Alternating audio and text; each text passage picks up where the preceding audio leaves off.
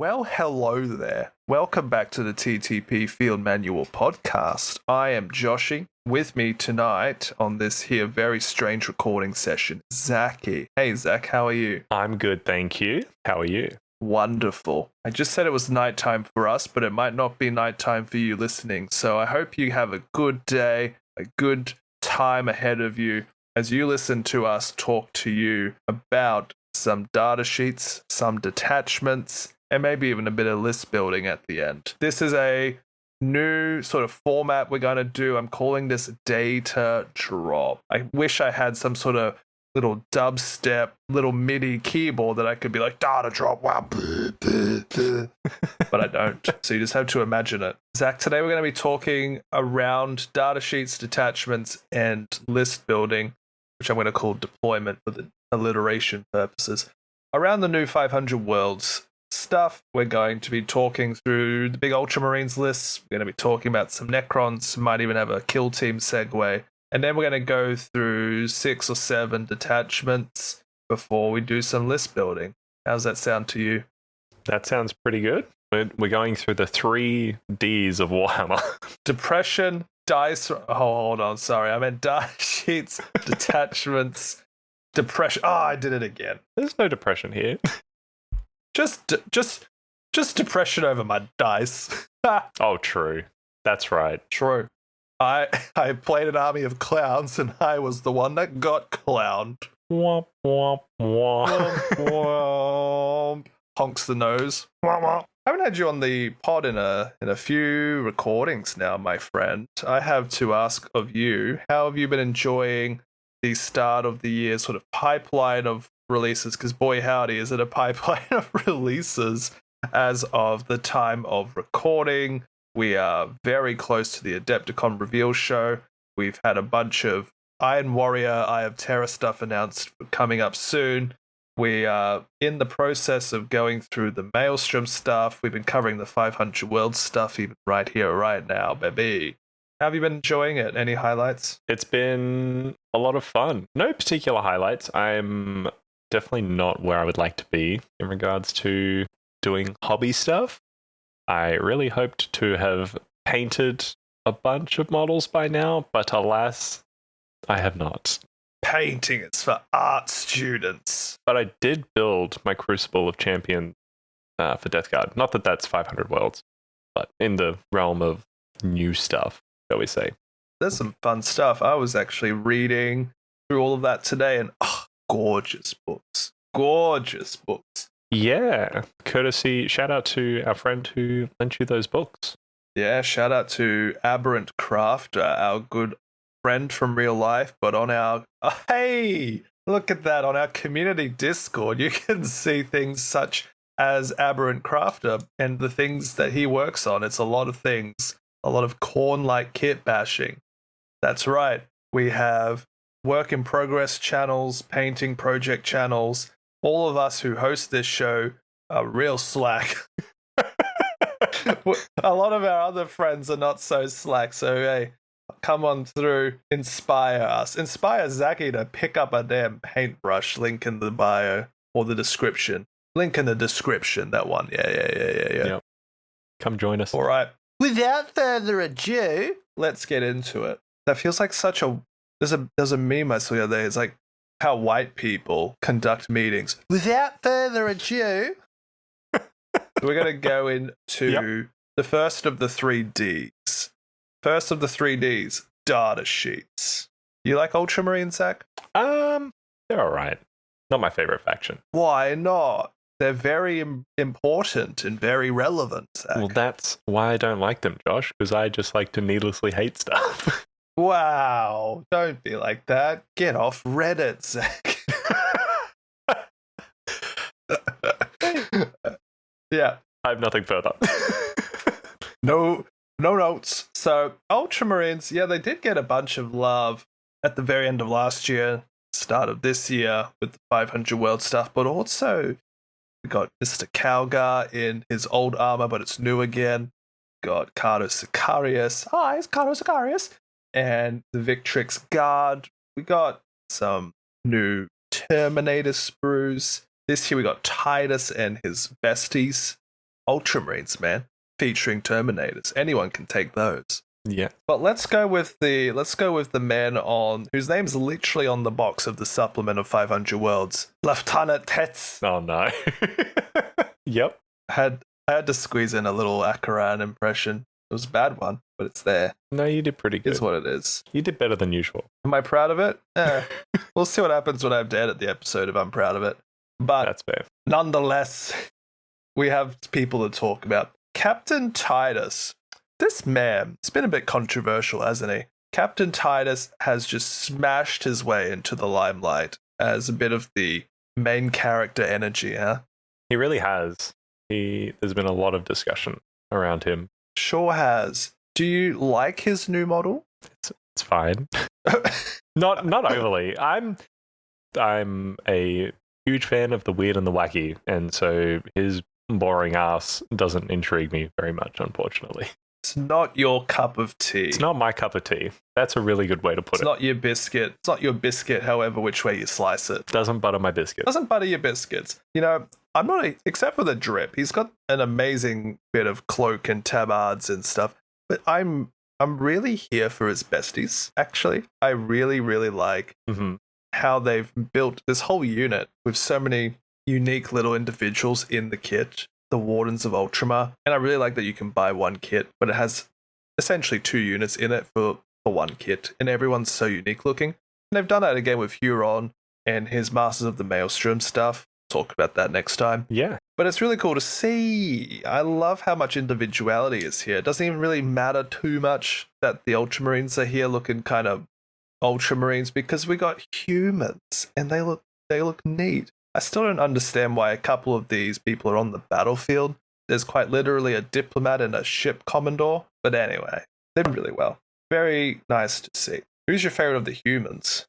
I wouldn't know what they're called, but we will describe them. Describe the one that looks the coolest to you. Oh man, they all really don't. The dude with the sword looks pretty decent.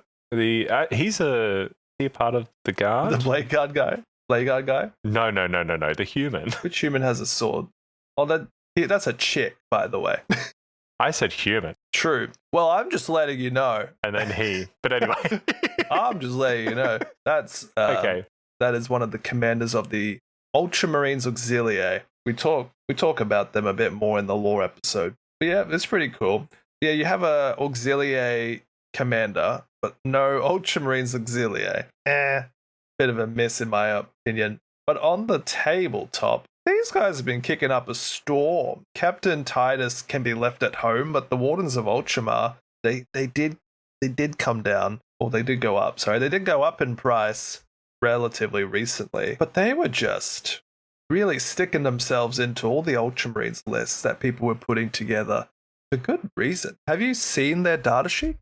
I had a quick peep earlier, and it looks alright. What stuck out to you, though? Well, the Wardens of Ultramar unit. The Wardens of Ultramar are the 6 individuals besides Titus in the box. So Ancient Gadriel, dude with the banner. Veteran Sergeant Metaurus, the Blade Guard guy. Gaia Silva, Amelia Minervus. She's the chick with the sword, by the way. Darnell Cornelius, and Lucia Vesta. The 6 of them form this one unit. Mm-hmm. Right now, they are 105 points. Beforehand, they were 90, if I remember correctly.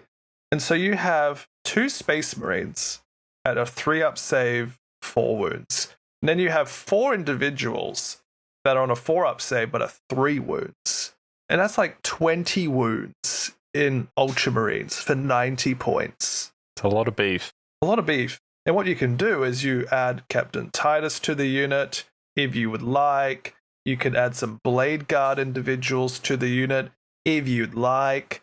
And you would just have a relatively chunky, just brick of individuals. Or you could leave the Wardens of Ultramar on your backfield. And they're really good. Couple of invulnerable saves in the unit. One of the human individuals allows you to redeploy units. Pretty good. They're, like, offensively not particularly interesting. And they have a lot of different weapons. But there's just so much wounds. Yeah. And Captain Tets. Did you see all the reactions that came out when his datasheet was revealed and everyone was just frothing at the mouth about him? Yeah, everyone was losing their mind. Why was that, Zach? So if I'm not mistaken, he has a get back up on a 2-up and regenning D3 wounds. But if I'm not mistaken, that can occur an infinite amount of times until you fail that roll. And as far as I'm aware, no other unit has the ability to continuously stand back up like that. You're very true. There is a couple of caveats. Oh, is that not what you were talking about? No, that's absolutely what I'm talking about. Okay, Everyone saw this ability. Oh my god, he's unkillable. He's got a 4-up invuln save. He's got 6 wounds. He's got a feel no pain 5. He's probably with his besties, and so you're getting through to him at the end, maybe. Yeah. Or you've got him leading, say, Blade Guard veterans who also have a bunch of wounds and shields. Mm-hmm. But people, I think, we're making a little bit too much hoo-ha around his ability, which... A little bit too much noise. A little bit too much noise. There's a few caveats. If this model is destroyed by a melee attack, if it has not fought this phase, roll a d6. On a 2+, do not remove it. You can fight after the attacking unit has finished making its attacks. If one or more enemy models are destroyed as a result of those attacks, this model regains D3 lost wounds and is not destroyed otherwise. It is removed from play. And so there's a few angles here. He does have a baked-in fight on death, which, depending on what he's fighting, he might not do crap to it. Like a really big unit, a vehicle or a big monster, might not do anything. If he has fought, he doesn't get to do this. Correct. And because he's a character, you're going to roll a 1, simply because it says 2+, which means you're going to roll a 1. Yeah. You just shoot eventually. him. You can huck grenades, you can shoot him. Absolutely. Put something really tough into him, like you said, like a vehicle or a monster. I will say he does have a pretty good offensive profile.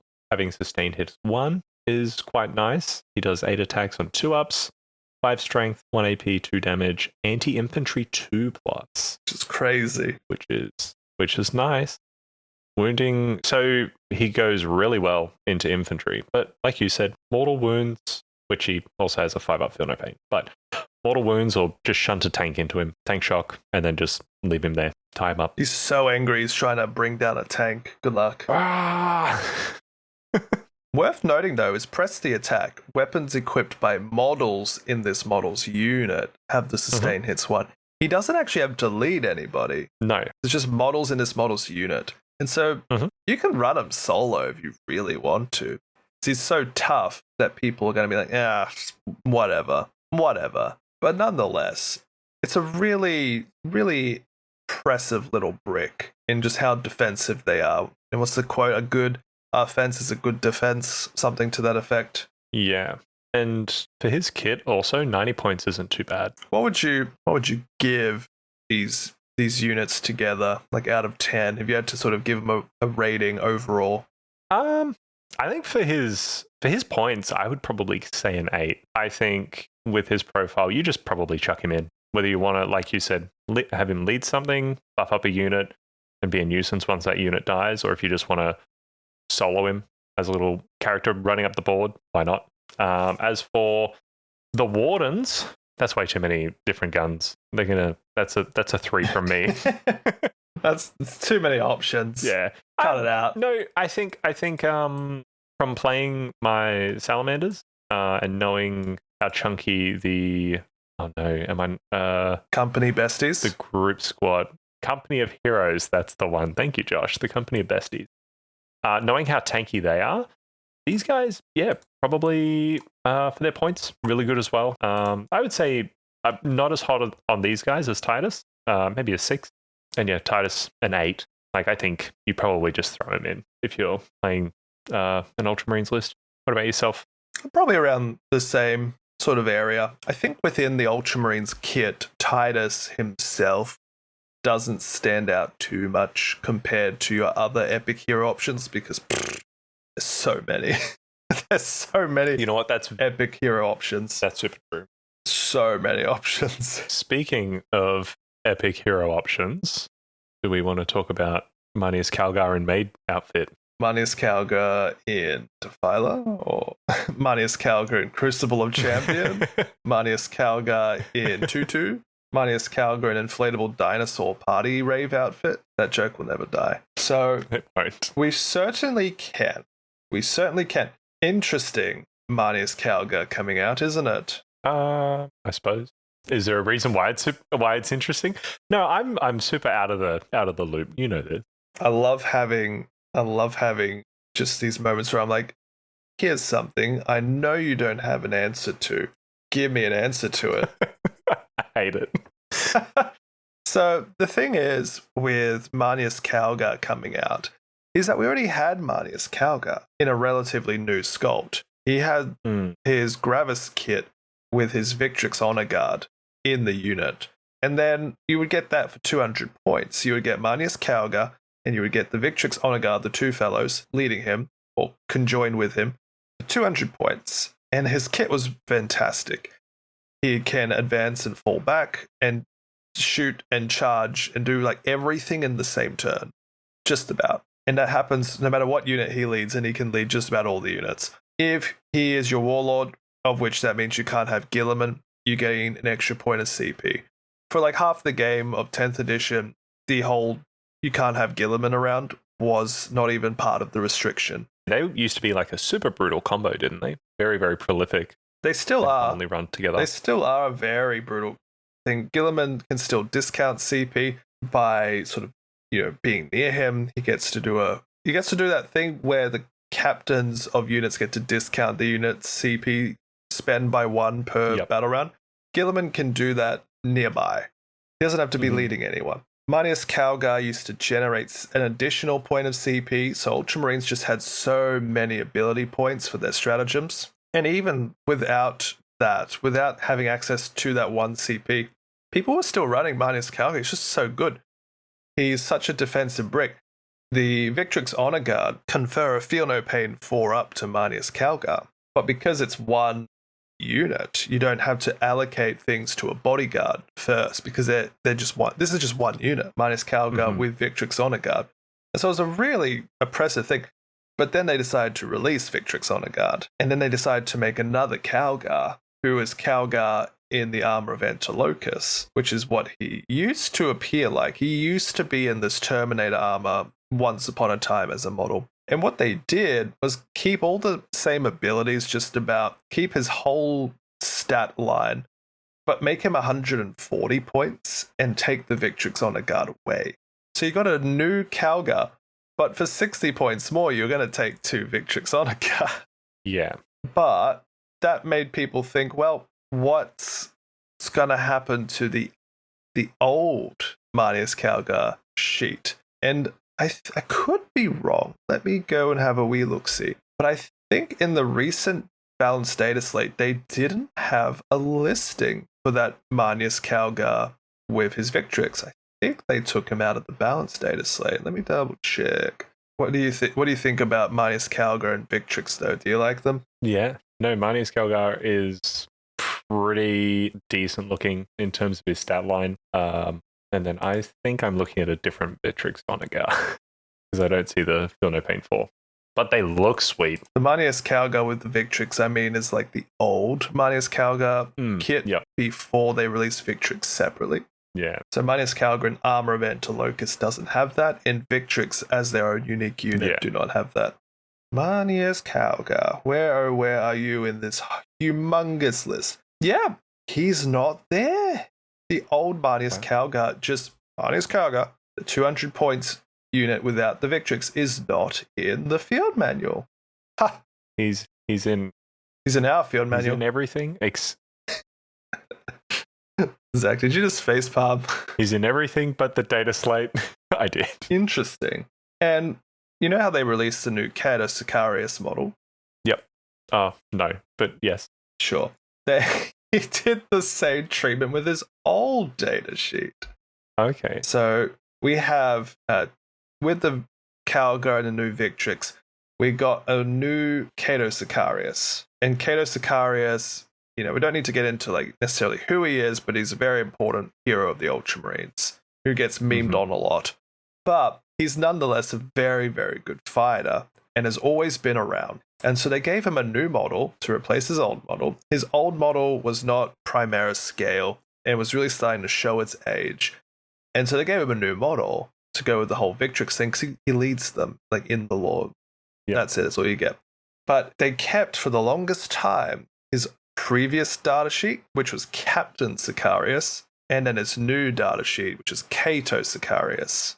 Okay. And they've removed finally the old Datasheet Captain Sicarius from the field manual. But people for a few months there were still running his old datasheet, maybe just with the new model, because they preferred that stat line and the abilities he conferred. Interesting.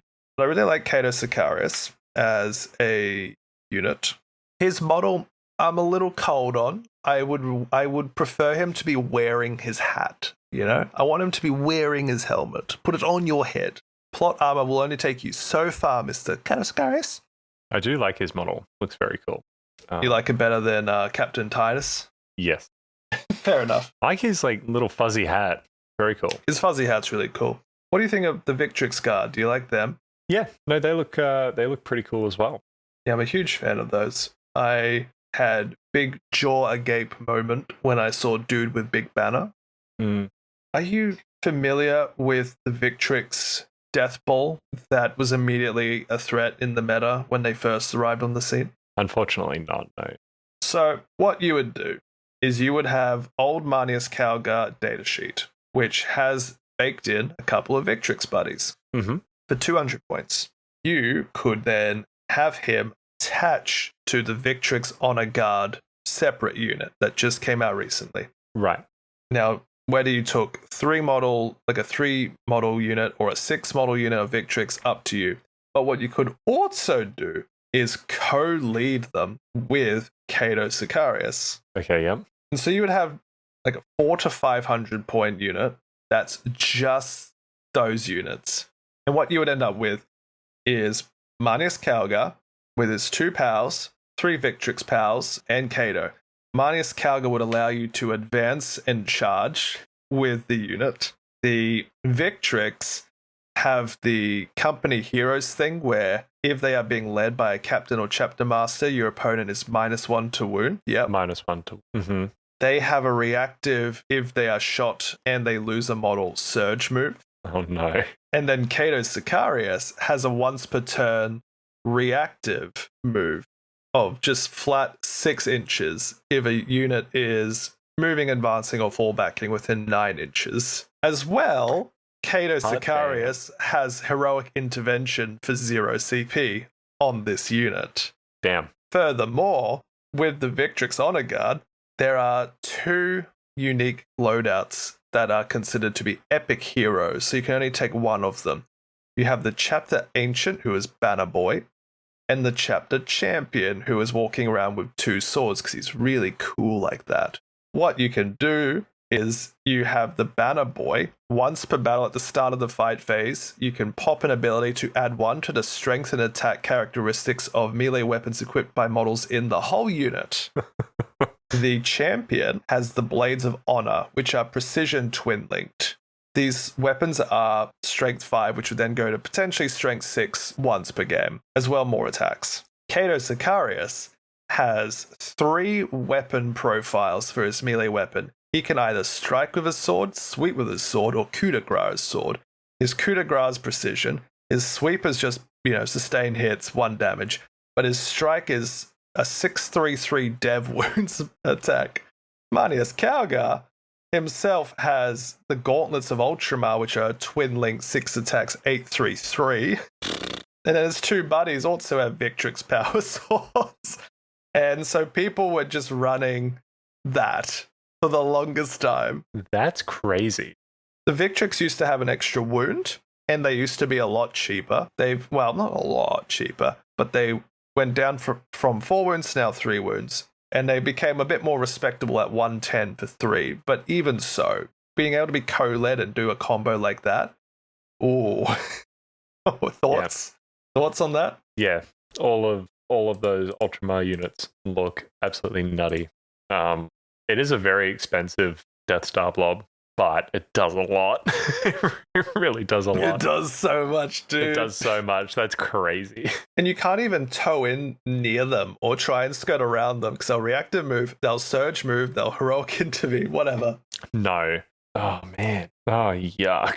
It's cooked, isn't it? Oh, no. And if you try to precision out Marnius Calgar, he's got a feel no pain 4. Whatever. Yeah. Whatever. Not too much. They kind of remind me a little bit of the Death Shroud, a little bit. The Death Shroud Terminators. Yep. The Gladius detachment, I believe, has a fight on death stratagem, like the core Ultramarine focused detachment. Yeah. So even if you had a big advance first striking unit, maybe the Lion, for example, oh well, I'll just fight you at the end of your attacks. Yeah. Oh, spicy. So that's the new Ultramarines hotness. And there's a couple of ways that people have been playing them. You have Hero Hammer Ultramarines, which is just a lot of epic heroes of the Ultramarines. People will be running a lot of Wardens of Ultramar in the backfield, as I said. People are still taking Uriel Ventress as an epic hero over the likes of Cato and Titus at times. Uriel Ventress creates a deep striking unit when you are setting up your army at the start of the game, so you could instead have a deep striking brick of Victrix Honour Guard if you wanted. Yeah, it's cooked. Oh man, man is all that can be said, isn't it? Yeah, I'm at a loss for words, and boy, do I love to talk. You do love to talk, so this is a rare moment where we've made you speechless. Are you more on board with the Ultramarines plan now? A little bit, yeah. Yeah. Oh, I'll bump up the score to. Oh no, that was Titus's score. What would you give this? What would you give it?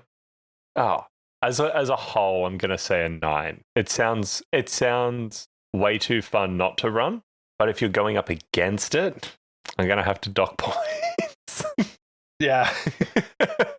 Before Victrix were given a little bit of a nerf, people were running 2 to 3 6 model units of them. Oh, I'm not surprised. It was super elite Ultramarines. It was giving Custodians a run for their money of how elite do we want to go. Yep. It's crazy. Yeah, I would give it around a 9 or so as well. A lot of flavor win. I'm a little confused of why Marnius Calgar did get his new hotness, but it also makes sense. You want to take him away from the Victrix unit that he comes with because you got new Victrix now that you want to try and sell.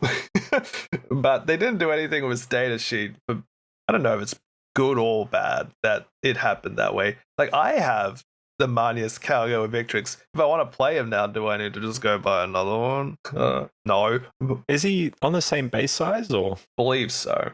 Let's see. Okay, just 50 mil. Yeah, let's see this other one. Oh, that's the same version. To touch on what you were saying before, I wouldn't be surprised if it was also to capitalize on his appearance in the game, because his model does very much so bring that vibe. Space Marine 2. I'm fairly certain in the video game, he's in his Gravis armor, which is his previous model, and even has his Victrix buddies in the part of the game when he shows up. Never mind that. I don't know. Oh yeah, same base size. Wow, that Warhammer is slow tonight. Well, there you go. It is, yeah. It's because I'm looking at to open stuff before. It's because we're looking on Space Marines, which takes up like half the database. Everyone else is trying to access them. No, Necrons were slow to load as well. Okay. All right. Oh, Necrons, hey. Well, you had another thing that you wanted to briefly chat about as well. Something that you picked up over bonus mention Christmas. Over Christmas. Bonus mention to Assault Terminators. Lightning Claws got extra attack. Thunder Hammer had +1 on the weapon skill. Does that make them better? Yes. Does it make them auto-include? Not really. Is it fun though? Heck yeah. That's it. Heck yeah. Heck yeah. Heck yeah, baby. Do the whole new Terminator sort of range look sick as? Yes. As I turn my head and I'm looking at the Crux Terminatus battle force that I've had for a few months now. Whoops. Man, that box looks cool. Man, I love Terminators, Zach. I love them. You know what? they could be fun to run in a detachment that we might talk about later as well. Oh, Wink, wink. nudge, Nudge, nudge. nudge. Oh, Oh, oh. oh. But onto the really cool models. Onto the models that I do like the look of. Yes. Who should we start with? Oh no, mate. Who do you want to start with? You pick. Dude, how good does the Nightbringer look? Man, oh man. It's crazy.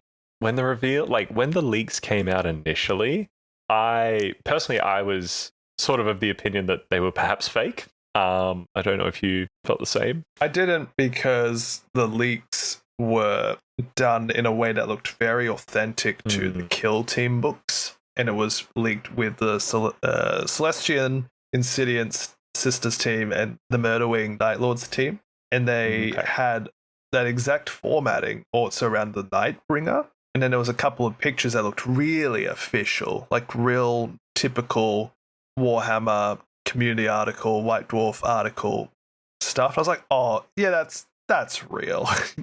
That's real. No, that's fair enough. But when I saw it, I was like, hot damn. And then like 2 days later, they're like, fine, we'll announce it officially. So, total side note as well, and feel free to remove this. Someone on Reddit did a really cool kit bash of the Nightbringer as a Mortarian, sort of harkening back to his original model, you know, the Grim Reaper. Yep. The old one, yeah.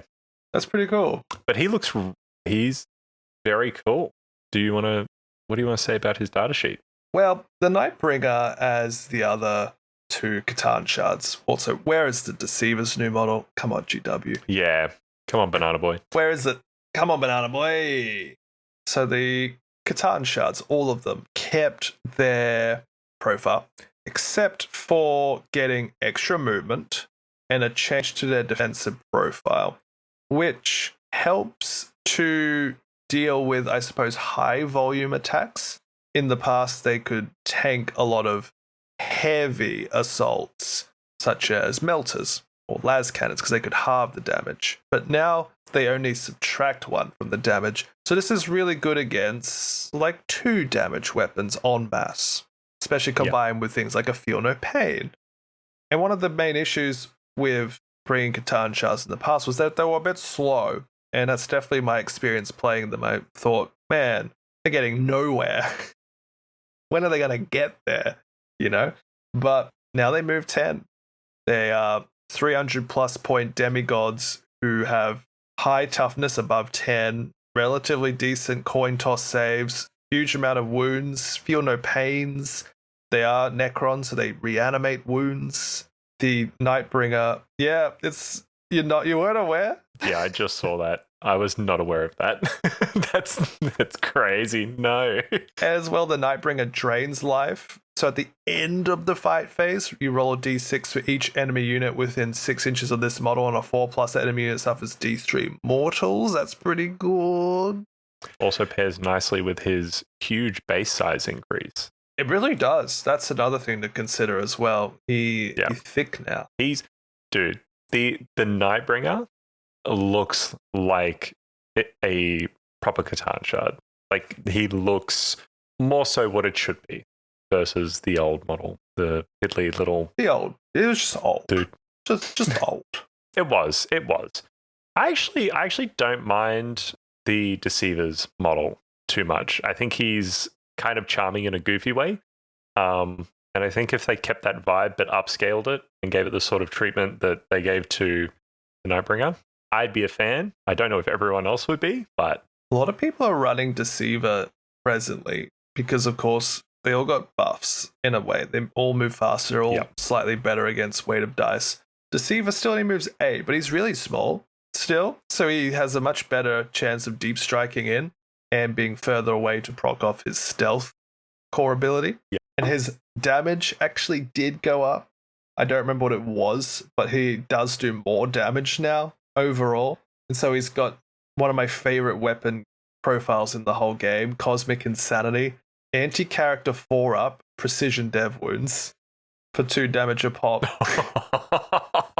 Damn. And then his melee weapons are just Golden Fist. 8 attacks, hits on 2, 10, 3, 3. you would be cracking Victrix domes left and right. Yeah, for sure. Any of those elite models, any Terminator or elite guard units, he's just cracking over the head. Yeah, 100%.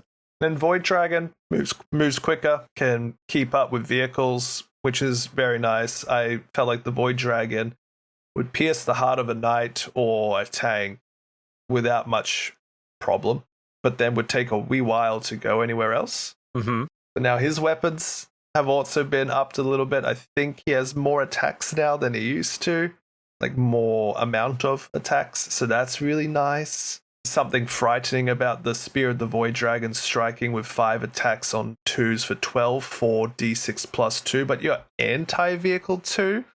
And so if you're hitting a vehicle who is on like a 3-up save, for example, they're not saving. Oh well. No. Nope. Really good. Which is a lot of vehicles. But with that said, Mr. Zach, all the C'tans are oppressing the meta right now. They're all better, and so they're all everywhere now. I mean, if you're going to run stuff that is really good, you may as well have it look good too. Yeah, which they do. They really do. They look fantastic. I have to really hold myself back from picking up the Nightbringer because I haven't even finished painting my Void Dragon from like years ago because I don't really play it. Yeah. It's been a while since you brought out your Necron. It has. It has been a while since I brought out the Necrons. And even when I did play the Necrons, we were playing smaller games of Crusade primarily. So I was not realistically going to play the Void Dragon. But now that they've upped the C'tan, and we'll talk soon about a detachment, it's just makes me want to give them another whirl because you don't need that many models for the C'tan detachment, you know? No, you don't. Before they made the Nightbringer, I had notes of how I would kit bash my own. One of the Age of Sigmar Nighthaunt models, the Grim Reaper guy on his floating throne, I was going to have him be a Nightbringer proxy. And then I was going to do something with Jane Czar of the Eldari as a Deceiver proxy. Oh, I do like that. Get rid of like the because she has a bunch of like hair and stuff on her, right? But like that face would look pretty cool. It looked pretty fun, the face, but wearing her hair. Yeah. Oh, okay. Imagine that. But there's another Necron boy in the house. There's a new Necron boy. Well, before we talk about Mr. Nekrosor, so you rate Nightbringer pretty highly, I take it? I do. I think the model is fantastic. I love the scarabs materializing out of them. I think the upgrades to the datasheets are really good. And C'tan were already really good, but kind of how I was with Minus Calgar, I'm like, I already know what it's meant to do. I'm not excited mainly from a rules side of things, although I am very keen that they move better. So, okay. Yeah, I rate him highly to begin with before he got a new model. That's fair. I think personally, especially the Deceiver, the Nightbringer, got a massive glow up. Like you said, they all sort of received buffs across the board. They also got their own detachment, which we'll talk about. And so I feel like even though he just got a new model, he's also received a lot of other relevant buffs too that have brought life into him, which I know I don't play Necrons, but looking at his sheet and stuff, it looks very solid. So I think it's very, very chef's kiss. Mwah. Wonderful. Wonderful. Wonderful. What do you think about the new kid on the block? Trash. Just miss me with that. Miss me with it. It's the meme where the guy's walking along holding Nekrosor's hand and he's looking at the Nightbringer. He's looking behind him at the Nightbringer. I was No? I was okay. At first thinking you're talking about the Toy Story meme where he's gonna put him in the bin. I don't want to play with you. Goodbye, salamanders. Bye, salamanders. I want to play 4 gods in a dream. Yeah. Did this guy, you'll have to tell me because I know nothing. Was this guy a model previously? Nope. Or did he have a data sheet? No? Nope. He's new. Okay. Here's the first epic hero for the Destroyer cults. Ooh. All those deranged melee machines with the gun centaurs, as I like to call them. That's a very interesting way to put them, and I don't think you're wrong. Right? I agree. Yeah. You caught the Very cool. You caught the lore episode that Johnny and I did, where we covered this guy's big arrival onto the scene. Yeah. Oh, I think I did, but I don't recall That's okay. So here's the big. Here's the apologies. You're fine. Sorry, boss. No. Oh, it's all good. Here's the big antagonist of 500 Worlds, Titus. Nekrosor Ammentar. Oh, yes. Basically is like Lord of the Zombies. It's a good way to sort of think of him. The Destroyer cults were always a bit mentally unstable, mindless rabble, Necrons with rabies kind of vibe. Nekrosor Ammentar is like their prophet, their linchpin, their guiding northern star. He basically can think semi-clearly. He worships the Nightbringer. He's trying to unite all the shards of the Nightbringer, and he wants to essentially desecrate all the Necron tomb worlds, subjugate them to his sort of destroyer madness, and just revive all the various shards of the Nightbringer out into the galaxy. And that's his shtick, and the lore book covers one such assault of his on a world that Captain Titus just happens to be upon. Okay. So what have we got? We have a very fierce melee multiplier. Nekrosor Ammentar is basically the design of all the destroyer cults smushed together. He moves 10 inches. He's toughness 8. He's 3 up save, 4 up invulnerable, 9 wounds. Oh, chunky. He has pistol. He has pistol, 4 attacks, sustained 2. That's nice. But 621, not the craziest thing. But he does have a couple of melee weapons, notably one having extra attacks. His Unmaker Gauntlet is the big show here. 6 attacks, hits on 2s, 10, 3, 3. His extra attacks, they're fine. They're just some little bit of damage. Oh. But he deep strikes. He fights first. He's a Necron, so he reanimates. Oh, no. If he's within 3 inches of other destroyer cults, he has Lone Operative. Really cheeky move is to put him next to the Gloctopus, who also has Lone Op, and then you can't target either of them. He's got an aura ability. Yeah, I hear your awe, and there's a really fun combo that I mentioned on this pod before, where you would put a big epic hero, such as I think specifically Illuminor Xeras, really chunky VIP target. You would put him out in the open. People in your opponent moves their units out to get line of sight to shoot him. And then you rapid ingress the Gloctopus, the Hexmark Destroyer, next to him, giving him Lone Op. Now they've moved their units out into the open to shoot nobody. That's cheeky. So cheeky. But back to Ammentar. He has an aura ability. Necron units that now have to exclude monsters and Titanics, because when he came out, people were running him with the C'tans and giving them sustain its 1. I wonder why. Because it used to be just gave everyone sustain hits 1, I'm pretty sure, but now it's just destroyer cults. Oh, sorry. I shorthanded my reading here. If that model has a destroyer cult keyword, or that enemy unit is the closest eligible target, that attack has the sustain hits 1. So if your Nightbringer is next to Ammentar, and the Nightbringer is attacking whoever's closest to him, sustain hits 1, baby. Yeah, I wonder why. Yeah. And then Prophet of Destruction is another ability that the Nekrosor has. Each time this model destroys an enemy unit, you can select one other friendly destroyer cult within 9. Until the end of the phase, each time a model in that unit makes an attack, reroll or wound roll of 1. So you just surge and kill. This one's more of a fun, cute little ability. You're really gunning for that sustain hits. Yes. Absolutely. But there's another ability he has. He's got the Nullstone Field Generator, a second aura ability. Necrons within 6 have Feel No Pain 5 against Mortals and Psychic. Oh, we love that. Yeah, man, I feel so sorry for Psychic this against this faction.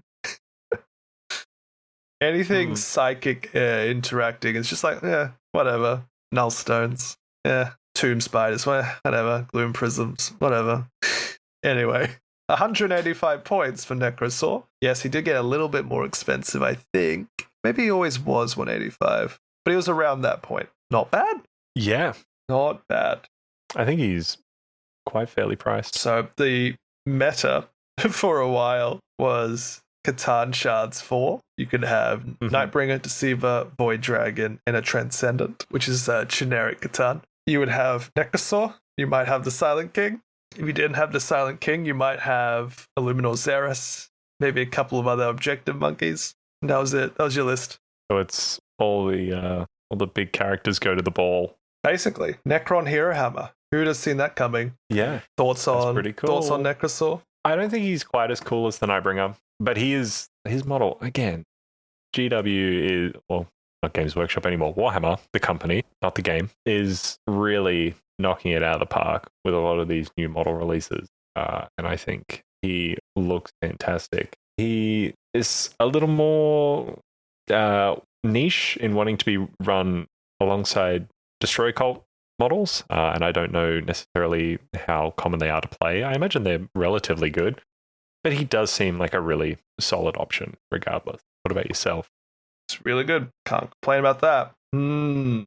I think we can jump into some detachments, Zach. There was the possibility of us glossing over a couple of the new kill team attaches to the game, but for sake of time, I think we can maybe leave them to their own little number. Reach out and let us know if you want to hear a bit more about kill team related stuff, and we might just do such a thing. Please do.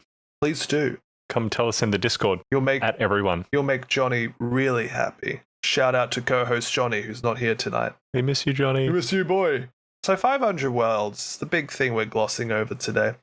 500 Worlds had a little booklet, and it's a really cute booklet. It feels like a catalog for a shop, but it had 6 detachments in it, Zach. 6 detachments. 3 for Space Marines. Was that all? Yes, that was all. 6 detachments. Unfortunately, not 7. 2 were for generic Space Marines. 1 was for Ultramarines specifically. Yep. And then we had 3 Necron detachments. Outrageous. This gives me start of 9th edition vibes with Indomitus, the Space Marines v Necrons. I feel like we've gone right back there. And it feels good. It's about when I was getting akin to Warhammer. So it feels really targeted to me. Yeah. Yeah, absolutely. I got back into it all with the 9th edition stuff, mainly playing come 10th and really becoming a lot more aware of the whole thing in 10th. But Necrons v Space Marines was what pulled me back in. So this is fun. I like it a lot. A little nostalgic. A little nostalgic for like 4 years ago. So we'll start with the Ultramarines specifically. The Reclamation Force, or the Ultramarian Reclamation Force, as I like to think of it. This one is basically tied to Mr. Titus. So Reclamation Force has the detachment rule, Oath of Reclamation. This is pretty straightforward. This whole detachment wants you to play around a bit more of assaulting objectives or holding objectives. So there are 2 dot points to the detachment rule. Each time an Astartes model makes a melee attack targeting a unit within range of an objective marker, improve the AP by 1. Second point, each time an attack targets an Astartes unit from your army, if that unit is within range of an objective marker that you control at the start of the phase, and if the strength characteristic of the attack is greater than the toughness characteristic, Zach, or your Titus, subtract 1 from the wound roll. So if you're trying to shift Ultramarines off an objective, you are at a deficit to your wounding, especially if it's Titus and you're a strong unit. If they're attacking you, you better hope you've got a decent save profile. Otherwise, they're APing you down. Yeah, or some invuln. Yep. But it does note melee, so those Victrix cards get scarier. Same with Calgar and What does that bump him up to? Like AP4? Yeah, something like that. What's he got? Melter fists? Hello? He's got an Imperial fist. Wait, that doesn't sound right. He's gonna Ultra fist you. He's gonna get got. He's gonna get got. Damn. It's cool, right? Like it gives them a very reclaiming vibe. We want these objectives back. Yep. For sure. Interesting to note, though, Zach, the stratagems in these 3 Space Marine detachments do not have Armor of Contempt. Oh. Every other detachment for Space Marines this edition has had Armor of Contempt. Oh. It's easier to make 5 stratagems than it is 6. Yeah. Interesting. So interesting. To quickly glaze them, Crusading Conquerors, Command Phase. Add 1 to your OC. This is good to flip an objective. Scions of Guilliman, your movement phase. After you've fallen back, you can now shoot and declare a charge on the unit that just fell back. So that's really handy if something's just gummed up a precious unit of yours, maybe say Eradicators or Blade Guard. Maybe you want to get that fights first thing going on. Here you go, Scions of Guilliman. Furious Dedication, charge phase or the fight phase. A unit of yours, that has not declared a charge or has been selected to fight, you can add 2 to their charge rolls and add 1 to the attack's characteristics of melee weapons, but you cannot use the stratagem more than once per turn, so you have to choose charge or fight. Damn. 4th one, Ultramarian Destiny. In the movement phase, you can select an Astartes unit, you can then sticky that objective. But no, it doesn't specify start or end of your movement phase, which is pretty cool. Oh, that is really good. That's so clutch. So that's very, very versatile. So you can move on to an objective, sticky it, then charge off and still have it under your control. Gum up an enemy off the objective. That's fantastic. Yeah, you could Ultramarian Destiny like the mid-board, and then you could Furious Dedication in to the unit. And then a bit later, you could then, in the next turn of their survive, fall back and do it all again. If only you had someone to generate CP. Oh, it would be good, wouldn't it? Oh. Wait a minute. Oh, Marty's Calgar, no. Damn.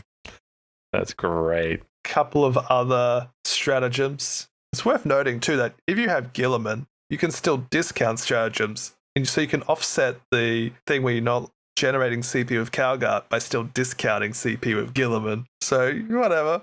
Double oath is always good. But yeah, fight to the end. Stratagem number 5, fight phase. After an enemy unit has selected the targets, you can select an Astartes unit from your army that was selected as the target of the attacks. And then fight on death on a 4+. Ooh. So after an enemy unit has selected its targets, it's pretty good. It's pretty good. Your opponents might have just popped a couple of resources into that unit, maybe their own CP or once per battle abilities. And you're like, I'll fight on death. It's fine. I don't want to lose them, but you can. Yeah, you can. Actually, actually, I love my Blade Guards, and so they will fight on death. I was just gonna say, and then it's really fun when you don't lose any models and you've wasted a CP. But that feels anyway. Good in a different way. Yeah, it does. Now, marching ever on, your opponent's movement phase after an enemy unit falls back, you can make a move D6+1 with the unit that was just in the engagement. Doesn't say you can go back into engagement, which is always a bit of a but nonetheless, maybe you can tow into a ruin or something. It's also good for like if they're a unit that wants to potentially fall back and then charge back into you. Yeah. Making that charge maybe a little more dangerous than they thought, but D6+1 is a touch swingy. But anyway. It is a touch swingy, but will live. There are 4 enhancements. Yeah. Seals of Reconquest gives that unit a 5+ invulnerable save. I'm sure you could find a good use for it, but you're probably playing more of an elite force here that, might already have such things. Avenging Avatars and Aura. It's a battle shock step of your opponent's command phase interaction. If that unit is below its starting strength within 9 inches of the bearer, that unit must take a battle shock. It's not reliable, but it might flip an objective that your opponent is not expecting to. Mm-hmm. or prevent them from using crucial stratagems. True. The Scroll of Proclamation. You can reroll a charge roll if you're declaring a charge onto a unit that's on an objective marker. That's pretty cool. We always like a reroll charge. Yeah. And best name, Liberatum. It is another enhancement where each time the bearer makes an attack that targets an enemy unit, I'll look at that. If they're within range of an objective marker, you can reroll the hit and the wound. That's shocking. That's like third oath a moment. That's very spicy. But it does say bearer. So you're Yeah. not going to get a huge amount of mileage with that one.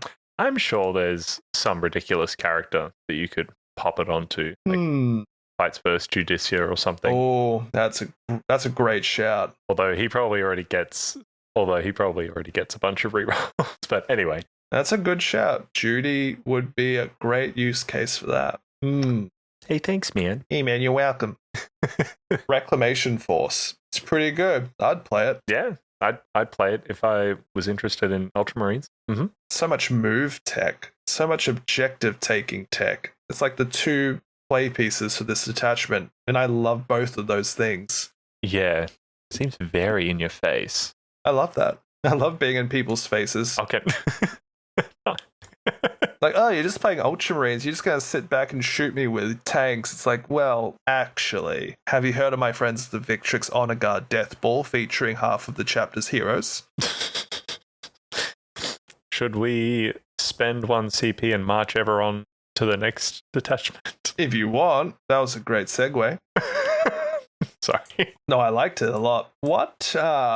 Which of the Space Marine detachments? Because we're gonna do a list building with one of these detachments. Which Space Marine one did you come up with? Which one did you do it around? I did Bastion. Aha! Because I looked at Orbital and I really wanted to, and then I couldn't make it work and gave up. And so I just went with the meme list. Bastion Task Force. What about it do you like? You don't have to gloss too much into the rules, but what about Bastion caught your eye? So the reason I tripped myself up is because I missed something very crucial with this rule, which is Adeptus Astartes Battleline units from your army. Oh, you got me. I just read, that you're eligible to shoot and declare a charge in a turn which you fell back. Obviously, these apply to Battleline units, but I was not aware. And Battleline units are also eligible to start to perform an action in a turn in which they advanced or fell back. So a lot of movement shenanigans, which is very cool. And then each time an Adeptus Astartes Battleline unit from your army is selected to attack, after resolving those attacks, select one enemy unit hit by one or more of those attacks until the end of the turn. That enemy unit is Auspex scanned. Each time an Adeptus Astartes model from your army makes an attack that targets an Auspex scanned unit, reroll a hit roll of 1. I love this. They're just playing Tau. Oh, it totally is. They're teeing up things and then capitalizing on that first unit's teeing of things. This is something that they haven't really done too much around. Battleline as a detachment was really interesting to see pop up. As I said before, they haven't really done too much with orienting around the Battleline units, and at the start of the edition, they weren't super impressive, but they have given, especially regular intercessors, some pretty good stuff. I really like Bastion as well. The 4 enhancements, I could easily find something to make it work. Eye of the Primarch gives ranged weapons precision if the models in the unit is Battleline. So that's pretty good. 5 heavy intercessors just loading up heavy bolt rifles into one character sounds hilarious. Hero of the chapter for just 20 points. Pick a unit. Battleline. This unit is also going to be Battleline. This Stern Guard unit, or this Blade Guard unit, or heck, this Terminator unit. It's Battleline now. Or maybe this Assault Intercessor with Jump Back Squad. Hey, there we go. Blades of Valor, increased armor pen on melee weapons. Assault Intercessors are now pretty spooky. Bombast Omnivox, which sounds like a great band name. Bombast Omnivox. Bleh. Interesting one. you could just potentially farm spent CP back on that unit. We see that a lot in Adeptus Mechanicus. It's just rolling a coin, flipping a dice to see if you get your CP back. It's all right. 15 points. I probably wouldn't worry about it too much because you might be taking a CP generator. Did a lot of your early list building around this detachment anchor around Battleline, Zach? No. Oh, mate, what did you do? What did you do? Oh, no. Oh, no. Well, while you think... Bear with me one moment. Yeah. While you do that, I'll go over the strats. Codex Discipline, shooting or fight phase. If the target's Auspex scanned, you can do the reroll wound roll of 1. That's really fun. Shock Bombardment, Battleline unit, you're shooting on the fight phase. If your target's Auspex scanned, that unit's suppressed. Well, unit is suppressed each time model in that unit makes an attack, subtract 1 from the hit roll. That's really fun. Suppression is a neat little mechanic that I don't see much of at all. Note that the unit will have to survive, so you have to shoot them with a Battleline unit, then they have to survive, and then have that -1 debuff into the next turn. So this is really good against gun platforms, knights, etc., which you're probably not going to take down, but reducing that lethality is going to be really nice. Guided Disruption, shooting phase of the fight phase after a Battleline unit has finished making its attacks. If the enemy unit is Auspex scan as a result of those attacks, and that enemy unit does not have monster or vehicle, they are pinned. Subtract 2 from that unit's move characteristics and subtract 2 from the charge rolls. That's huge. That is really, really huge. Another of those debuffing into the next turn abilities where you're limiting potentially an Alpha Strike threat, a Vanguard melee threat from getting to you as quickly as they might otherwise. It's really fun. Angel's Defiance, the 4th stratagem, just again, Battleline. But this is in your opponent shooting phase or the fight phase after they selected their attacks. Oh, look at that. The tenacity thing is back with the -1 to wound. I'm noticing a theme in today's rules. Strat 5, Light of Vengeance, shooting phase of the fight phase. This time you can pick any of your units. You can select the lethal hits or sustain 1 ability. But if you are targeting an Auspex scan unit or the unit has Battleline, you can have both, which is very nice. Heresy Undone is our final stratagem. Your shooting or your charge phase. You can shoot and declare a charge in which that unit advanced or fell back. This has to go on, interestingly, an Astartes unit that's not Battleline, but their attacks must go into an Auspex scan unit. This is a really weird setup. Overall, it's a fun detachment. There's a couple of great debuffing pieces. There's a couple of great little enhancements that can spin some unexpected power into this detachment. But overall, there's only like a couple of stratagems that really help other units besides Battleline. And your Battleline doesn't have a lot of heavy weapons in the unit, just high volume of attacks.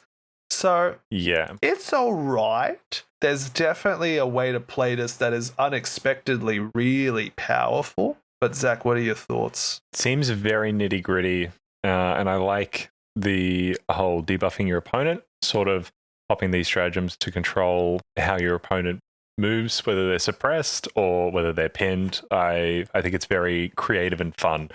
Talbot Space Marines. Zach, I'm looking at the list you just sent me. It's Magpie Season, baby. Can you walk me through your thought process when putting this together?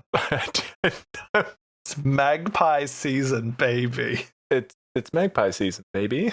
I have a lot of units with jump packs that want to fall back and charge back into you and do mortal wounds. That is basically it. And you missed the part where it said Battleline. Crazy for that. It has gotten so hot in my room. I'm sweating. It's really bad. You're fine. Don't worry. Don't fret. Oh no. I can't believe I missed that. That's so funny.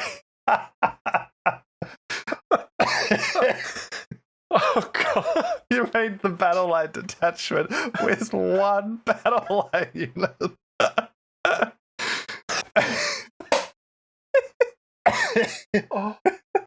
But I like the list. Anyway. It's a very flavorful list of Raven Guard. This would be a great little Shadowmark Talon list. Oh.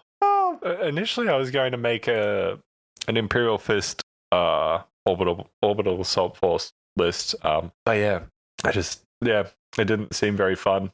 So Oi, oi, oi. Okay. I like it. You have a couple of big Vanguard veteran units. You've got a big Storm Raven gunship to move around. Is there a Dreadnought in this list? Yes, there's a melee Dreadnought. Brutalis. Oh, there's some Reavers in there. What needs grappling, brother? What needs grappling, brother? A few Assault Intercessors. There's your Battleline Intercessor Squad. Couple of Lieutenants. Couple of Captains with jump packs. Kyvan Trike and Ethon Shan.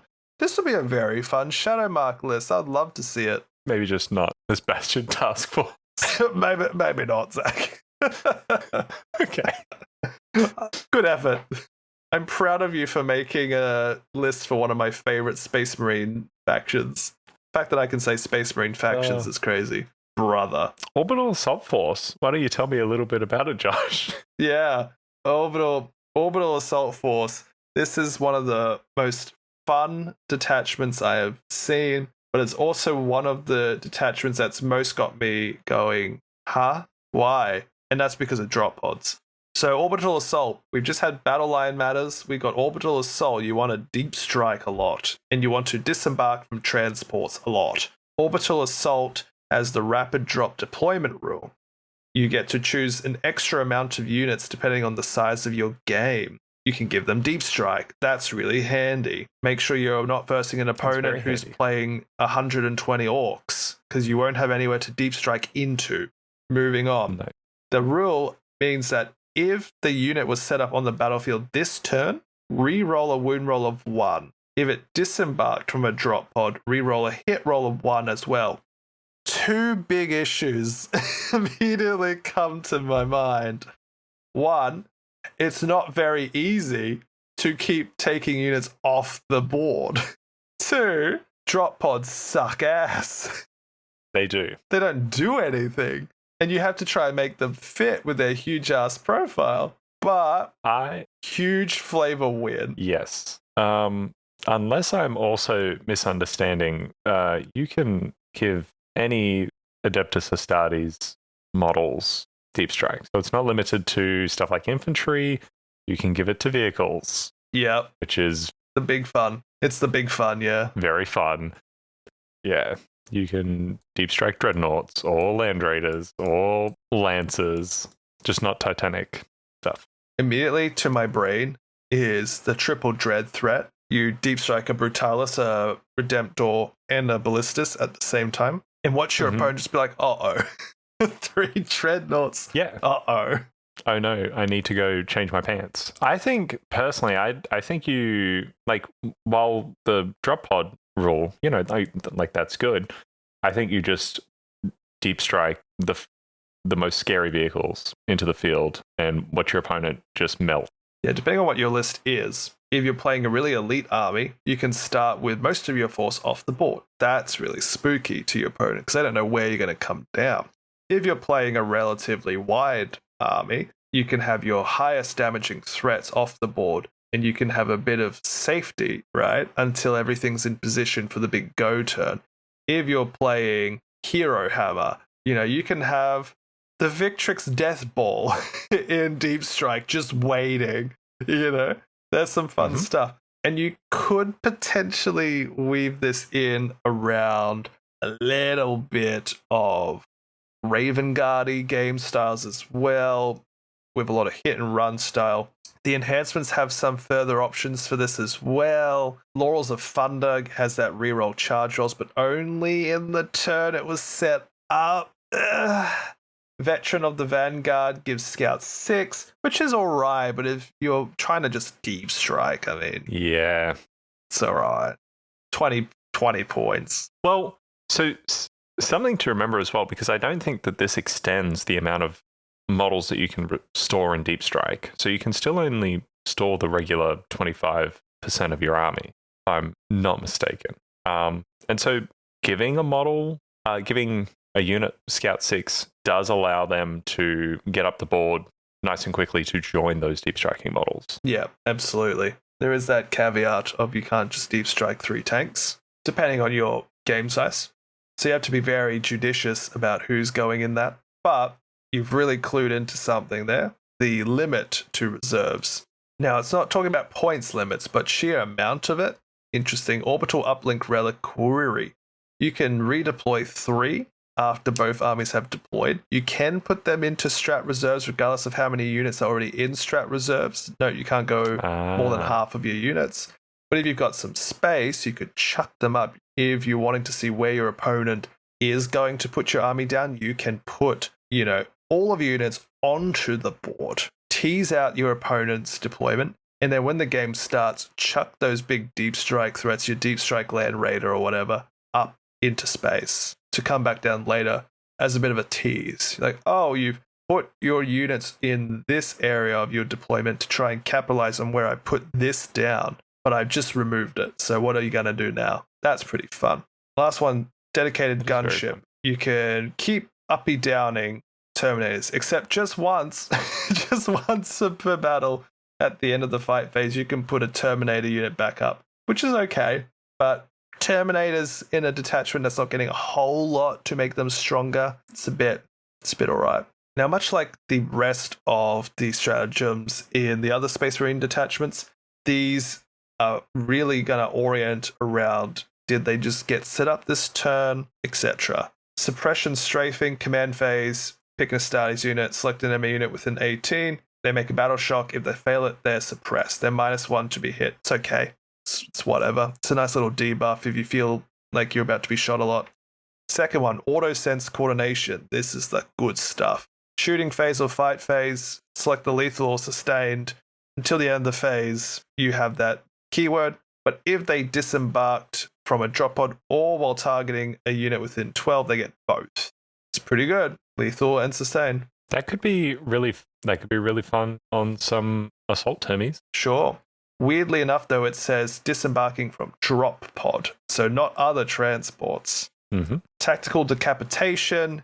You can give your units precision, getting +1 to hit if targeting a character.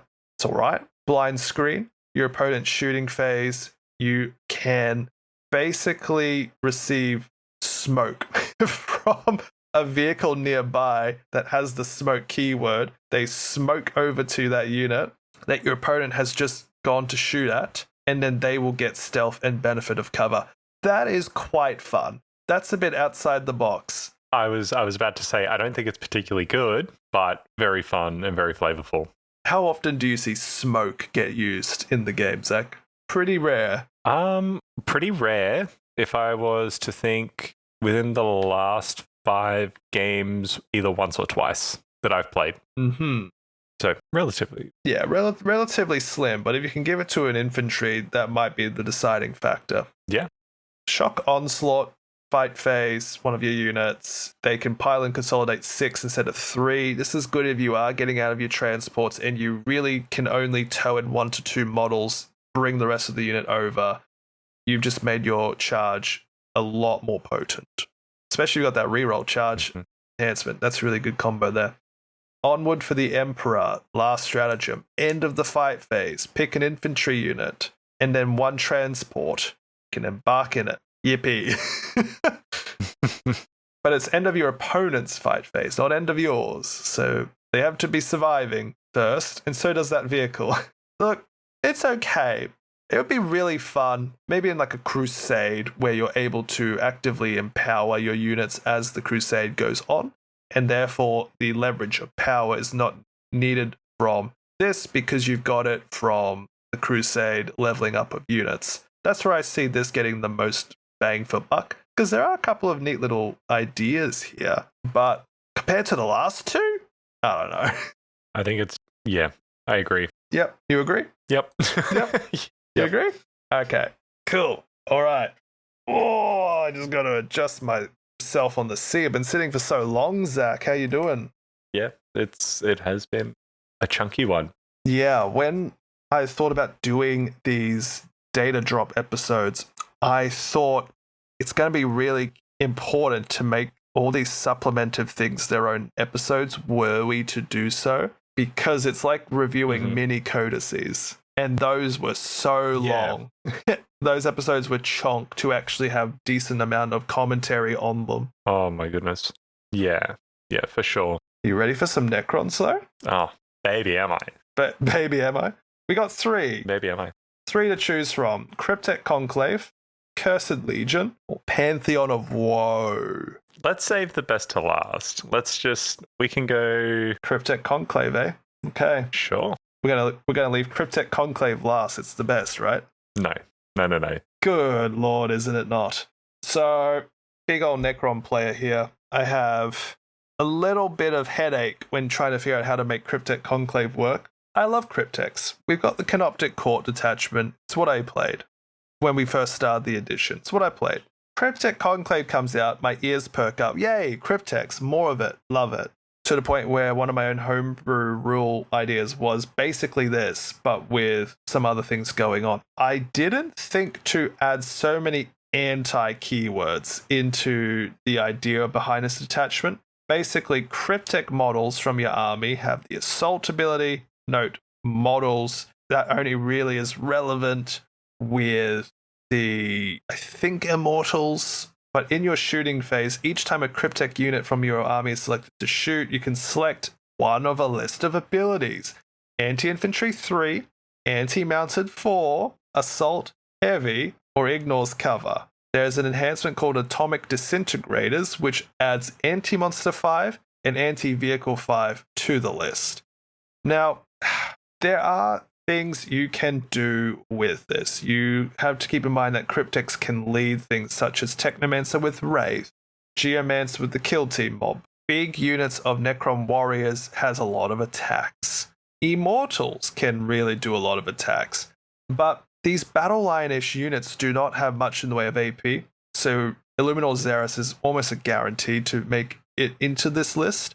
You could consider Nekrosor Ammentar for volume of attacks by way of his sustained hits, but this detachment rule does not add too much oomph. Takes out the fishing for, wounds, but only on like the one unit to punch up into those higher threat targets. You do have things like Quantum Abacus to farm CP on a 4+. I don't know about it.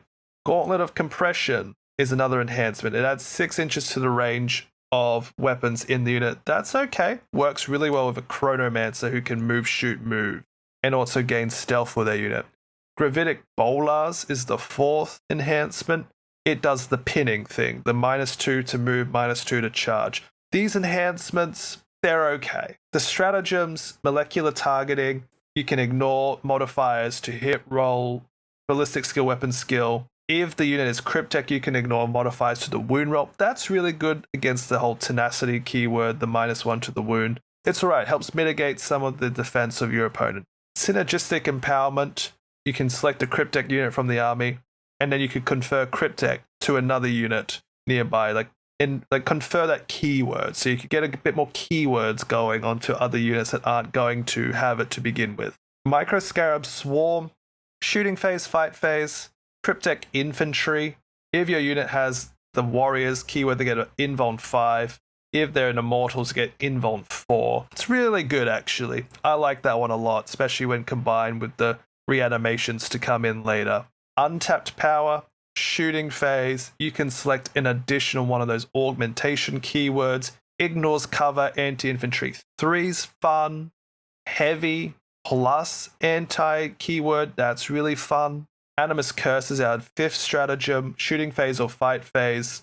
After an enemy has shot or fought a Cryptek model that was destroyed, you can use this stratagem even though that model was just destroyed. Until the end of the battle, any Necron model attacking that unit that just destroyed your Cryptek gets full hit roll rerolls. That's actually really spicy because you're going to have a lot of Crypteks. And so if you're versing Knights, for example, there's not that many units. Having a few of those being cursed for the rest of the battle, holy, holy, Zach, that's a lot of oath and moments. And then the last one is Potentiality Siphon.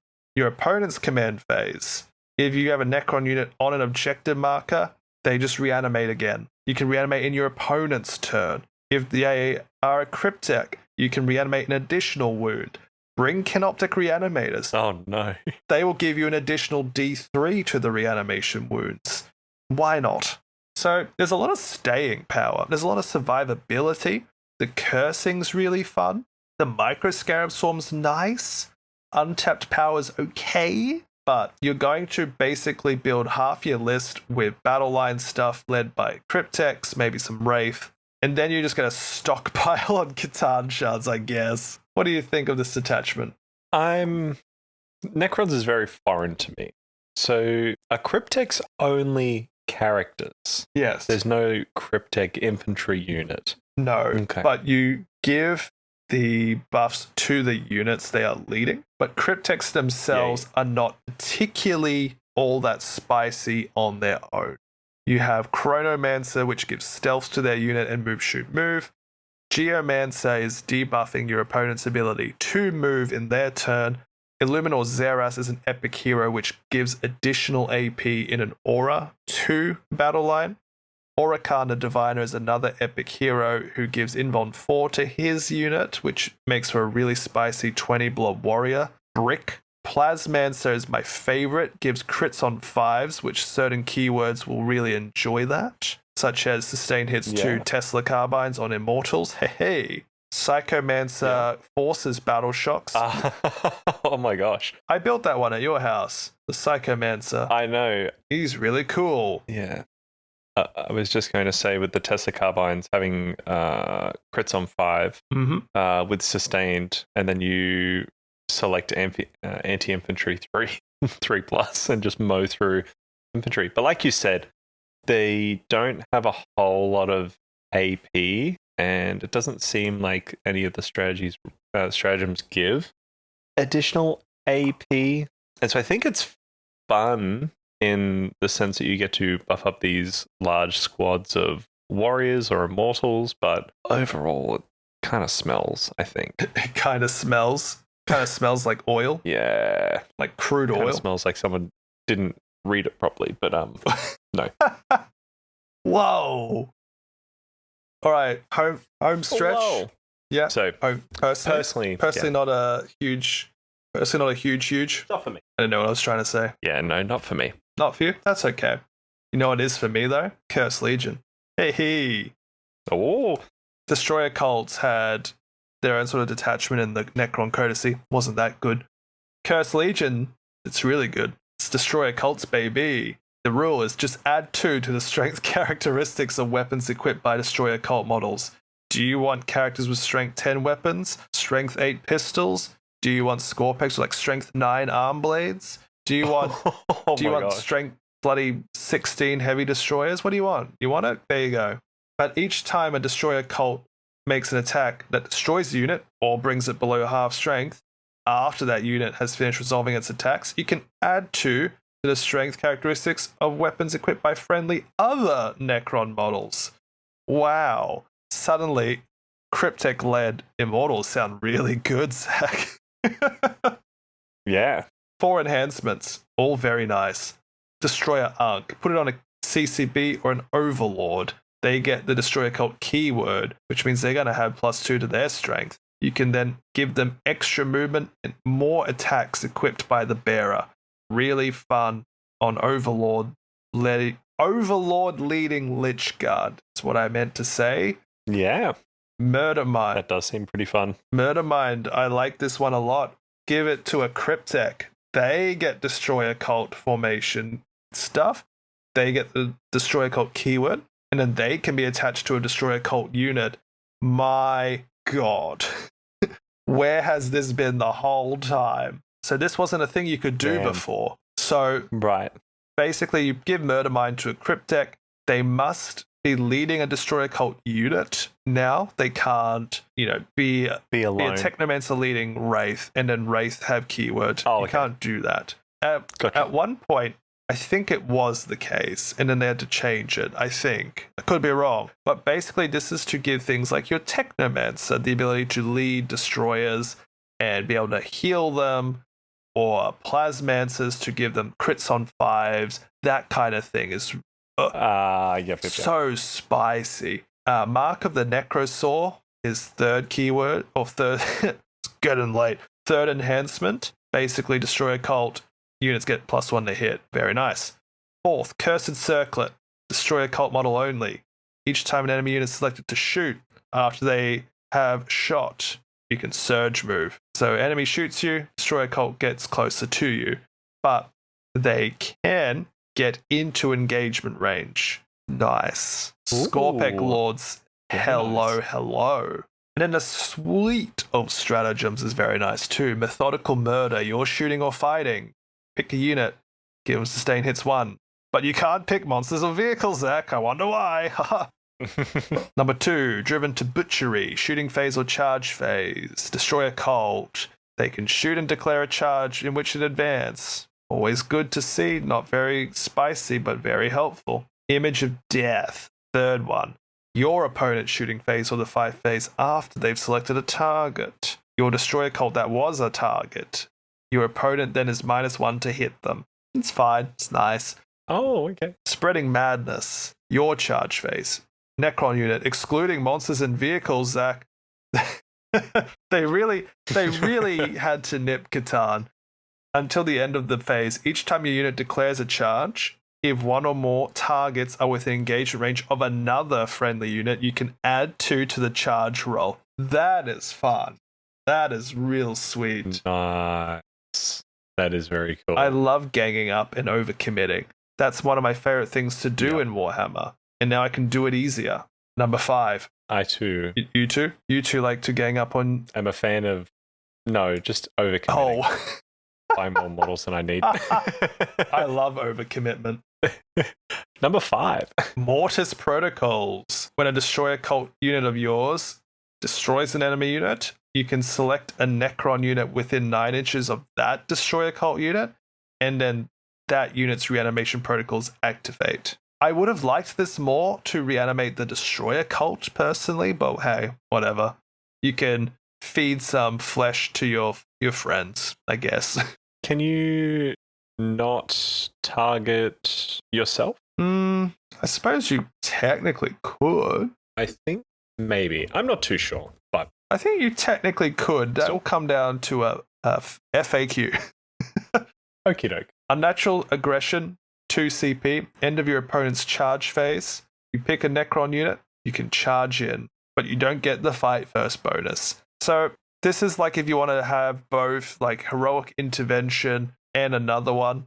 It's one of those weird ones where it's like you probably don't want to spend 2 CP to charge a unit of yours in and they're not going to receive the fight of the charge bonus, like the fight's first shtick, but it can allow you to send a snowball unit into your opponent when they're not expecting you to do so because it's their charge phase. And so if they're going in to finish off a weakened unit, they have to now contend with the fact that they might get slaughtered by one of your units. But that's Cursed Legion in a nutshell. Very lethal. I love it when the company, what do you even call them? Warhammer. We'll just say Warhammer. When Warhammer nails a detachment, this hits all 3 Fs. Fun, flavorful, and frickin' epic. Frickin' epic. I like that a lot. Frickin' epic. Like, because I feel like there's so many detachments where you're like, oh yeah, like that's fun. I see what they're going for, but it's not really good. Or yeah, it's really good, but it's not really fun. Whereas this hits the Venn diagram of all of it, in my opinion. Fantastic. If you have a lot of destroyer cult models like I do, it's really easy to turn this into a very functioning detachment without worrying too much about other units for once. And that's exactly what I did. Mm-hmm. I basically chucked all destroyer cult units I have access to into the thing, considering as well what I might have if I were to pick up that battalion box that came out. Not that I did, but if I did. And it basically is a list that just looks like everything in a destroyer cult keyword. Ammentar, Hexmark Destroyers, Locust Lord, Scorpek Lord, Blade Ones, Phidian Destroyers, lots of Scorpek Destroyers, lots of Locust Heavy Destroyers, The fact that I have Canoptic Wraiths and a Technomancer in this list tells me that once upon a time, that was the thing you could do, but now the Technomancer would have to go somewhere else. Buy Wraiths. Yeah, I built this list a while ago. But you could definitely fiddle around with it and do lots of crazy combinations. The Murder Mind is really nice. Destroyer Ankh is really nice. There's a lot of ways to protect and make other aspects of your army survive quite well. So that's cool. Zach, we got one more to do, and then this episode is done. Pantheon of Woe. This is gonna hit the triple Venn diagram again, isn't it? Probably. I may already be hard. Interesting. You've been cosmically distorted. Yep. That's the detachment rule. So Pantheon of Woe is big C'tan detachment. Very interesting. Necron monster units, so C'tan. They could just say C'tan, whatever. Get distortion fields. It's an aura. Enemy is within 6 inches of the C'tan are unraveling. That means everything else targeting that unit gets AP1 or an extra pip of AP. At the start of each phase, that Necron monster unit can suffer 3 mortals to expand the distortion field to 9 inches from 6. This is really good if you need to spread that AP aura. It's also not too bad to give them mortal wounds because they fucking reanimate eventually, But one of the most interesting things that they've done here is they force your Necron monsters to take corresponding enhancements, except they're called necrodermal binding abilities here. You are forced to apply an enhancement to your C'tan shards, and they are expensive. One thing, I didn't realize, these are all required to be taken. It's not an option. Absolutely. Wow. Okay. And also, I was kind of under the impression that Nekrosor Ammentar was a monster. No, he's just a dude. He definitely feels like a monster. Hey, he's a dude on a 80 mil base. That's a big base, brother. I don't know. He wishes he was a C'tan. Maybe in like 12th edition. I don't know. He looks like a monster to me. I don't know. He looks pretty freaky to me. My apologies. It's fine. Pretty freaky. Pretty freaky. So we get 4 necrodermal bindings. C'tan Shard Deceiver. 55 points increase. 55! To give him Lord of Deceit, which increases your opponent's strat cost by 1. As we've already established, he's a bit small. You can stick him in places and be a real nuisance with that. Yep. Quantum Goad, Nightbringer, extra 45 points, advance and charge. Pretty good, actually. Extremely good. Extremely. Animus Damper, Void Dragon, 35 points. Basically, start of your opponent's shooting phase. Pick a vehicle. They must do a leadership test. From that, each time a model in that unit makes an attack, subtract 1 from the hit roll. If the leadership test was failed, subtract 1 from the wound roll. Just clarifying, it's your opponent's shooting phase. Oh, no. And there's no range restriction on the visibility.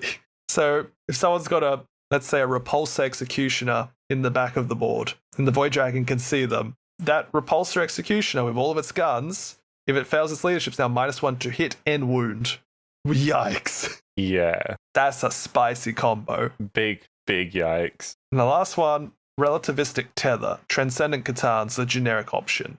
40 points. Each time this model is set up on the battlefield using Deep Strike or its little teleport ability, you can do it 6 inches away from all enemy units instead of 9.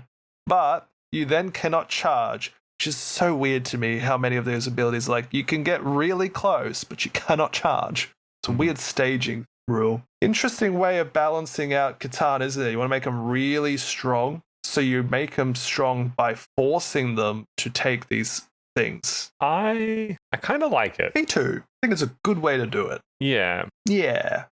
Shall we walk through the stratagems real quick and then talk about it and then walk us home? Sure. Disharmonization Cascade. Also, these names are sick. Disharmonization Cascade. Well, it's Deadly Demise, but now on a 3-up instead of a 6 for a Necron monster. That's good. Damn. Entrophasic Aura targeting. Oh no.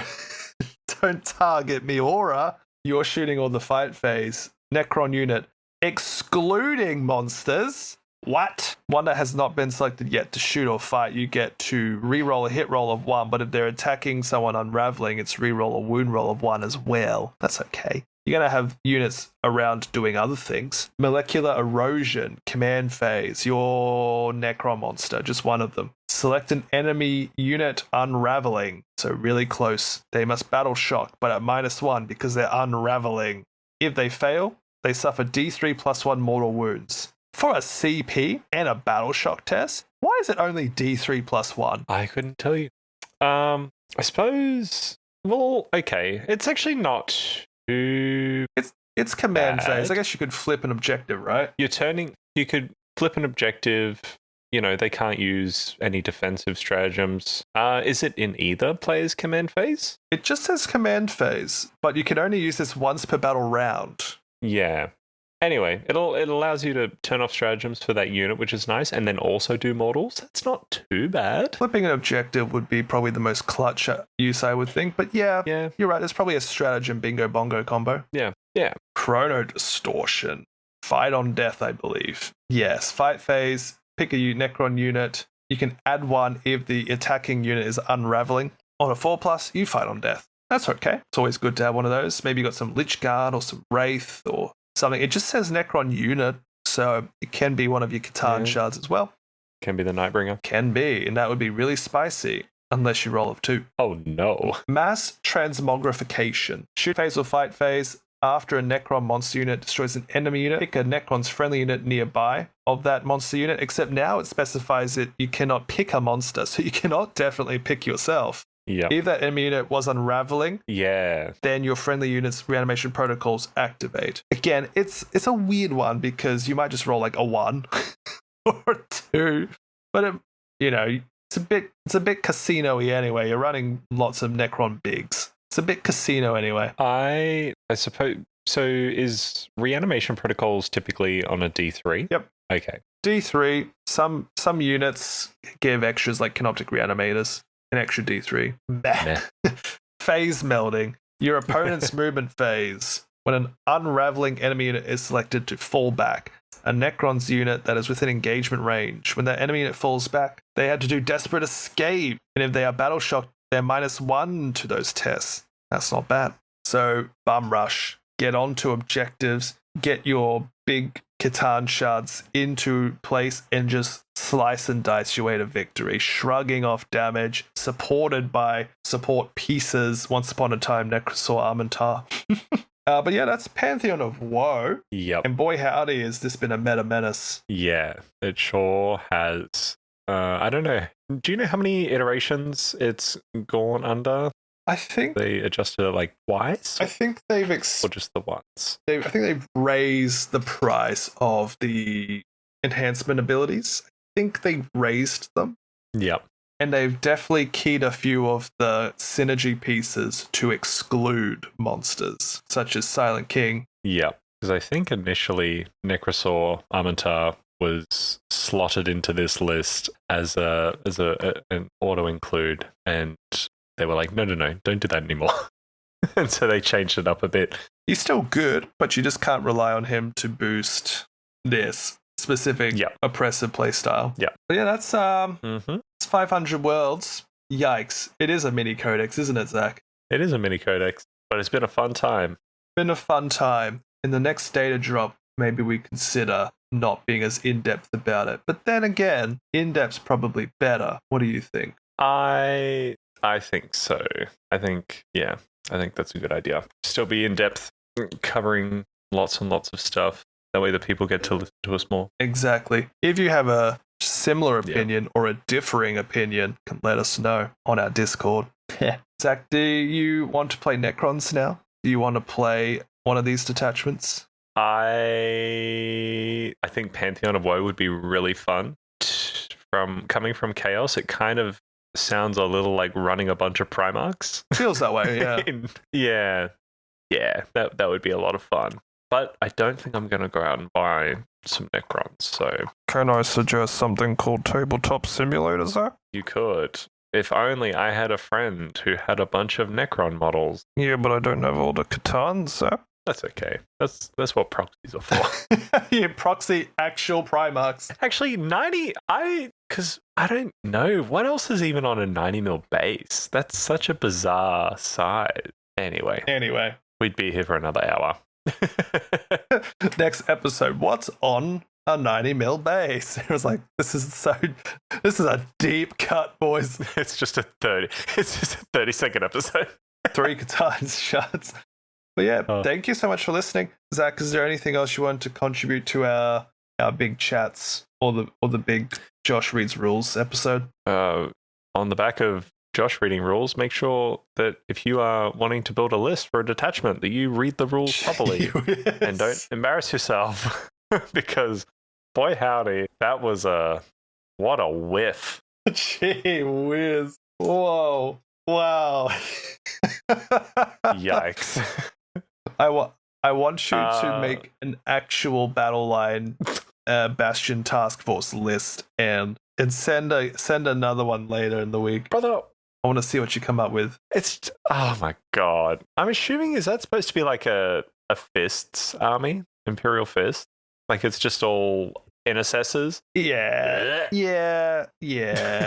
Imperial Fist is focused around like the everyday sort of soldier, hold the line, gun war, except their Codex detachment, the Anvil Siege Force, focuses around heavy as a keyword. And I'm like, brother, you want to get on the objective, don't you?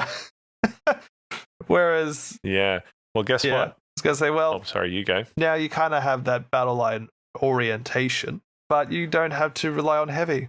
Yeah, and this one just relies on Battleline as the keyword. Nice. Which... That was far funnier in my head. Anyway. Yeah, you don't need to have all Battleline. Not going to encourage you to go out and buy just intercessors. No, I know. But they are not bad. Definitely don't do that. And something to consider as well is that the other Space Marine supplementive legends and chapters and what have yous have at times their own Battleline units, including the Black Templars having a very spicy 200-ish point brick called, I want to say the Crusader Squad, which is Battleline. And so that is a lot of attacks and wounds and stuff that you can tech those abilities off of. In fact, one of the best ways to play Black Templars right now is Bastion Task Force, with lots of Crusader squads being led and having tanks in the background. Oh. And were I to do a Bastion Task Force for like a tabletop sim or a thought experiment, it would be Black Templars, because I've never done one of those, but it would be really cool to have just big frothing mobs of madmen just running up the board, getting lots of synergy from a detachment rule like that. Yeah. Cool banana. Cool bananas. All right, Zach, would you like to walk us home? Brother, I am home. Brother, stop being so literal. What are you, an Imperial Fist? Thank you, everyone, for listening. I meant to bring up earlier, isn't Nekrosor Ammentar in the Infinite and the Divine? No. There's a lot of Necron words that all sound very similar to each other, though, so... Follow the socials, join the Discord, say hello, flame me for my list building. There's heaps of other lists in there in the Discord as well that you can flame me for. Have a great night or day, and we'll catch you in the next one. Peace out.